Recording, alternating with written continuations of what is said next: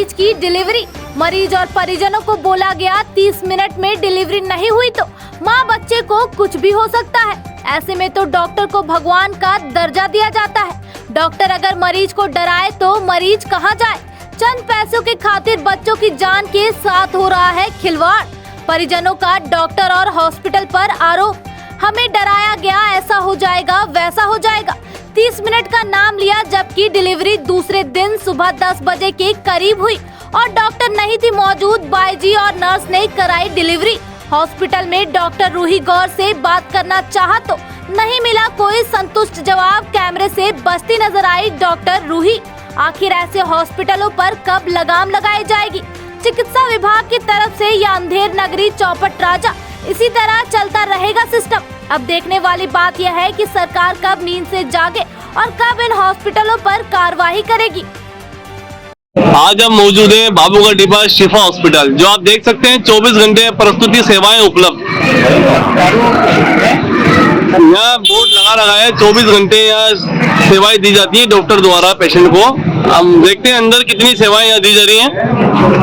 ये देखिए आप, ये है मेडिकल का, जो आप बिल्कुल सीट खाली पड़ी हुई है। पूरी केबिन है, ये भी बिल्कुल खाली है। कोई डॉक्टर यहाँ मौजूद नहीं है, कोई स्टाफ यहाँ मौजूद नहीं है, बात करने को कोई तैयार नहीं है। शिफा हॉस्पिटल द्वारा एक काफी बड़ी लापरवाही यहाँ सामने आई है एक बच्चे को लेकर, लेकिन जवाब देने के लिए कोई कैमरे के सामने आने को तैयार नहीं है। डॉक्टर रूही जो अभी यहाँ मौजूद थी, लेकिन अब वो अंदर केबिन में है, जो बाहर नहीं आ रही हैं। 1 घंटे के करीब उनको हो चुका है। जब डॉक्टर रूहीन से यहाँ बात करने की कोशिश करी तो बोलती हैं डॉक्टर हारून है जो 10 मिनट में आएंगे, उसके बाद ही मैं कुछ बोलूंगी। आज 10 मिनट को 1 घंटा हो गया और डॉक्टर हारून से जब हमने बात करने की कोशिश करी फोन पे, तो डॉक्टर हारून बोलते हैं कि मैं तो दौसा में हूँ, मैं 10 मिनट में कैसे आ सकता हूँ। डॉक्टर रूहीन जी कह रही है कि 10 मिनट में डॉक्टर हारून हॉस्पिटल आ रहे हैं, लेकिन डॉक्टर हारून कहते हैं कि मैं दौसा हूँ, मैं 10 मिनट में किसी भी कंडीशन में हॉस्पिटल नहीं पहुँच सकता। आप डॉक्टर रूही से ही बात करिए, जो कि अंदर हैं, जो बाहर आने को तैयार नहीं है, जवाब देने को तैयार नहीं है। जी आमिर बेग जी, आपके साथ क्या घटना घटी है उसके बारे में बताएं आप। 23 जून की ये बात है, लगभग शाम के 7-8 बज रहे थे, तो मेरी वाइफ का मेरे पास कॉल आता है कि उनके पेट में दर्द है।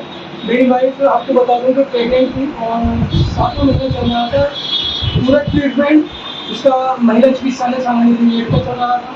जब मैं अपने घर पहुंचा तो देखा कि मेरी वाइफ के पेट में दर्द है, तो मैं उसको अपने घर से 1.5 मकान दूरी शिफा हॉस्पिटल है, मैं वहाँ पर उनको ले गया। मेरी वहाँ पर मुलाकात डॉक्टर रूही से होती है। डॉक्टर रूही से बोला कि मैडम मेरी वाइफ के पेट में दर्द है, तो आप इसको देख लीजिए। तो उन्होंने मेरी वाइफ का चेकअप किया। उन्होंने पूछा कि आपका ट्रीटमेंट कहाँ चल रहा है और आप इसकी जाँचें लेकर आइए। अब मैं अपने घर से सारी सोनोग्राफी रिपोर्ट्स जो भी जाँचें थी वो हॉस्पिटल लेकर गया। डॉक्टर रूही को मैंने दिखाया, उनके केबिन में बैठे। उन्होंने थोड़ी देर बाद मुझसे कहा कि आप बाहर जाइए, मैं चेकअप करूँगा। उनको चेकअप करने के बाद में मेरे पास आती है और कहती हैं कि उनकी डिलीवरी होने वाली है आधे घंटे के अंदर। जब मैंने उनसे कहा कि मैडम सोनोग्राफी में 15 अगस्त 2023 की डेट है, आप ये देखिए मेरे पास 3 सोनोग्राफी, तीनों सोनोग्राफी में एक ही डेट है। उन्होंने कहा कि डॉक्टर हम हैं। ये जो घटना है आपकी 15 अगस्त आप बता रहे हो, डिलीवरी का टाइम डॉक्टर ने दिया था, उसके कितने टाइम पहले ये डिलीवरी हुई आपकी वाइफ? आपकी डिलीवरी का टाइम जो था आपने बताया कि 15 अगस्त था, और कितने दिन पहले आपकी डिलीवरी हुई शिफा हॉस्पिटल के अंदर आपकी वाइफ की? मैं 23 जून को अपनी वाइफ को शिफा हॉस्पिटल दिखाने लेकर गया था। तो समथिंग ये मान के चलिए 1.5 से पौने 2 महीने थे। उस दरमियान उन्होंने कहा कि इनकी डिलीवरी होने वाली है। जब मैंने उनसे कहा कि मैडम मेरा घर पास ही है, मैं अपनी वाइफ को वहाँ ले जाता हूँ और जो सामान है वो लेकर आया था, तो उन्होंने मुझे इतना डरा दिया कि रास्ते में डिलीवरी हो जाएगी, अभी डिलीवरी हो जाएगी, अगर आप लेकर गए तो बच्चे की जान को और माँ को दोनों को खतरा। मतलब इस तरीके से मुझे और मेरी वाइफ को डरा दिया कि मुझे ना चाहते हुए भी उस हॉस्पिटल में एडमिट कराना पड़ा। एडमिट होने के बाद में 5 से 10 मिनट के बाद डॉक्टर रूही घर जाती हूँ। जब मैं उनसे बोलता हूँ कि मैडम आप तो कह रही थी कि आधे घंटे में डिलीवरी हो जाएगी और आप घर जा रही हैं, तो फिर ऐसे में डिलीवरी कौन कराएगा? तो उन्होंने बोला मैं सुबह से हॉस्पिटल में हूँ, अगर मुझे भी रेस्ट की जरूरत होती है तो मैं इसलिए घर जा रही हूँ, अगर कुछ ही बात होती है तो यहाँ पर नर्स है तो वो मुझे कॉल कर देंगी। उसके बाद में डॉक्टर वही घर चली जाती है। मेरी वाइफ को वहाँ एडमिट कर दिया। नर्स ने कई तो इंजेक्शन लगाए, दवाएं दी और ड्रॉप लगाई। अब कौन कौन सी लगाई, क्या लगाया, इसकी ना तो हमें कोई जानकारी दी, ना उन्होंने इसके बारे में हमें कुछ बताया। पूरी रात सिलसिला यही चलता रहा। आपने जो एडमिट कराया था उसका टाइम आपको ध्यान है? जी 8 से 8:30 बज रहे थे। और डिलीवरी कितने टाइम बाद हुई, कितनी देर में हुई? 24 जून 10:10 दूसरे दिन सुबह 10:10 पे डिलीवरी हुई। अच्छा, डॉक्टर तो आपसे कह रहे थे कि अगर रास्ते में लेके गए घर पास में तो डिलीवरी हो जाएगी, फिर एक दिन बाद डिलीवरी होती है। जी मैं डॉक्टर रूही से यही बोलता हूँ कि आप जा रही हैं, अगर आधे घंटे में आप बोल रहे हैं डिलीवरी होने की, तो फिर इसको संभालेगा कौन? पूरी रात सिलसिला, आप ये देखिए पूरी रात सिलसिला ये चलता रहा। मैंने नर्स से कई बार बोला कि आप मैडम को फोन कीजिए, इनके दर्द ज्यादा हो रहा है। तो नर्स आती है, जब भी उनके पास जाता हूँ कभी इंजेक्शन लगा देती है, कभी कोई ड्रॉप चढ़ा देती है, कभी टैबलेट दे देती है। जब रात को 3:30 बजे मैं उनके पास दोबारा जाता हूँ नर्स को उठाने, तो वो उठ के आती है नीलू में, और 2 रुपए की एक मेगा स्पास टैबलेट, जो कि नॉर्मल आप मेडिकल स्टोर या कहीं से ही पता करेंगे तो नॉर्मल पेट दर्द की होती है, तो उस प्रसूता को वो टैबलेट देने आती है कि आप ये खा लो और आपका पेट दर्द बंद हो जाएगा। लेकिन हमने तो वो टैबलेट न देते हुए भी फिर भी नर्स से बोला कि आप डॉक्टर को बुलाइए। पूरी रात सिलसिला यही चलता रहा। उन्होंने बोला मैडम आएंगी, अपने टाइम पे आएंगी, सुबह 11-12 बजे आए, 10 बजे आए, कोई टाइम फिक्स नहीं है मैडम के आने का।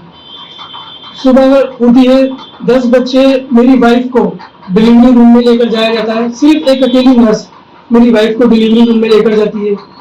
जब उसे किसी दूसरे की जरूरत पड़ती है तो वहाँ पर एक भाई जी जो झाड़ू पोछा लगा रही है उनको डिलीवरी रूम में ले लेती है।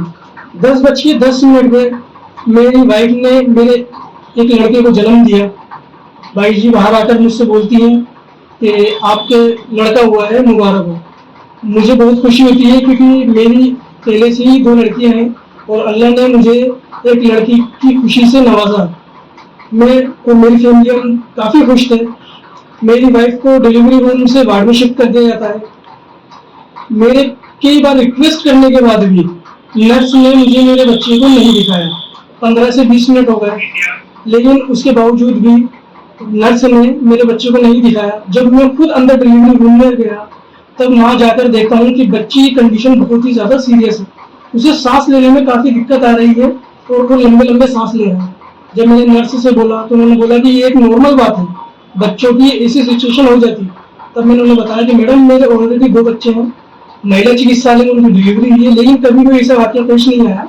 आप इसको देखिए और डॉक्टर रूही को फोन कीजिए या डॉक्टर हारून को फोन कीजिए, जो कि वहाँ पर 3 डॉक्टर हैं, डॉक्टर संतोष पारिक, डॉक्टर रूही गौर और डॉक्टर हारून।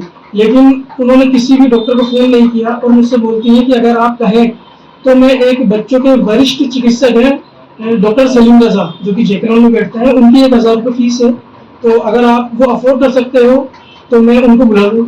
तब मैंने उनसे कहा ठीक है आप बुला लीजिए, मैं आपको 1000 रुपये दे देता हूँ। मैंने उनको 1000 रुपये कैश दिए। डॉक्टर सलीम रजा आते हैं, उन्होंने आकर जब बच्ची की सिचुएशन देखी तो उन्होंने शिफा हॉस्पिटल के लेटर पैड पर रेफर टू जेकलॉन लिखा और तुरंत उसको रेफर करने के लिए डॉक्टर से बोला, जो कि नर्स है वहाँ पर, उनसे। डॉक्टर सलीम रजा ने ये कहा था कि आप एम्बुलेंस के अंदर जो ऑक्सीजन वाली हो उसमें लेकर जाना, क्योंकि बच्चे को सांस लेने में काफी दिक्कत हो रही है। लेकिन हॉस्पिटल में कोई भी किसी भी तरीके की फैसिलिटी उपलब्ध नहीं थी। आते वक्त मुझसे नर्स ने एक पेपर दिया कि आप इस पर साइन कर दीजिए कि मैं अपने बच्चे को लेकर जाऊँ। जब मैंने उस साइन लेटर को पढ़ा उसमें लिखा हुआ था कि बच्चे को ये सही सलामत यहाँ से लेकर जा रहा है। अगर रास्ते में बच्चे को कुछ होता है या इसके बाद कुछ होता है तो हॉस्पिटल प्रशासन की, हॉस्पिटल स्टाफ की या हॉस्पिटल की कोई जिम्मेदारी नहीं होगी। जब मैंने उसको पढ़ा तो मैंने उससे साइन करने से साफ मना कर दिया और अपने बच्चे को बाइक पर तुरंत जेकलॉन ले गया। वहाँ जेकलॉन ले जाने के बाद में इमरजेंसी में डॉक्टर मुझे कुछ चिल्लाता कि आप अपने बच्चे की सिचुएशन देखिए, आप एम्बुलेंस में नहीं ला सकते थे इसको। तब मैंने उनको पूरी बात बताई कि सर ऐसी कोई फैसिलिटी वहाँ नहीं थी। तो डॉक्टर ने तुरंत उसको आईसीयू के अंदर वेंटिलेटर पर शिफ्ट कर दिया। 24 जून की ये बात है। मैं 11:30 से 11:45 का टाइम था जब जेके हॉस्पिटल पहुंचा। तब से लगातार 6 दिन तक मेरे बेटे ने काफी सरवाइव किया और 29 जून को सुबह 8 से 8:30 का टाइम था जब डॉक्टर ने मुझे कहा कि आपका बच्चा जो है वो एक्सपायर हो गया। आमिर जी, ये इतना गंभीर जो मामला है आपका शिफा हॉस्पिटल का, इसको लेके आपने इसकी शिकायत या कोई मुकदमा कहीं थाने में दर्ज कराया है इनके खिलाफ? क्योंकि ये लापरवाही आपके साथ है तो कहीं और भी हो सकती है। जी देखिए, मेरे बेटे के गम में हम काफ़ी गमज़दा थे, मैं मेरा पूरा परिवार। जब हम थोड़ा रिलैक्स हुए तो 6 जुलाई को मैंने रामगंज थाने में इसकी एफआईआर दी। रामगंज थाना एसएचओ ने ये एफआईआर लेकर ये जो केस था वो वहाँ के एएसआई हैं बीएल शर्मा जी, उनके हाथ में दी। दूसरे दिन बीएल शर्मा जी मेरे घर आते हैं और मुझे थाने पे आने के लिए बोलते हैं। जब मैं थाने पर जाता हूँ तो उन्होंने मेरे से सारे बयान लिए कि कब क्या हादसा हुआ था, कब आप लेकर गए थे। उन्होंने मुझसे एडमिट कार्ड लिए, बच्चे की भी जांचों की रिपोर्ट वगैरह सब कुछ उन्होंने लिया और उन्होंने कहा कि ठीक है हम इस पर कार्रवाई कर रहे हैं, लेकिन अभी तक इस पर कोई भी कार्रवाई नहीं हुई। अच्छा, 6 जून के बाद से आज 18 जुलाई हो चुकी है। 6 जुलाई से आज 18 जुलाई हो चुकी है, लेकिन अभी तक थाने की तरफ से कोई कार्रवाई हॉस्पिटल के ऊपर नहीं की गई है। आज 12 दिन हो चुके हैं, लेकिन अभी तक थाने की तरफ से हॉस्पिटल का कोई सर 23 जून 6 जुलाई को शिफा आमिर द्वारा शिफा हॉस्पिटल और डॉक्टर हारून गंभीर लापरवाही का आरोप लगाया गया। इसकी सारी तफ्तीश आपके हाथ में है, अभी तक कहाँ तक पहुंची? आमिर बेग द्वारा दी गई रिपोर्ट पर मेरे द्वारा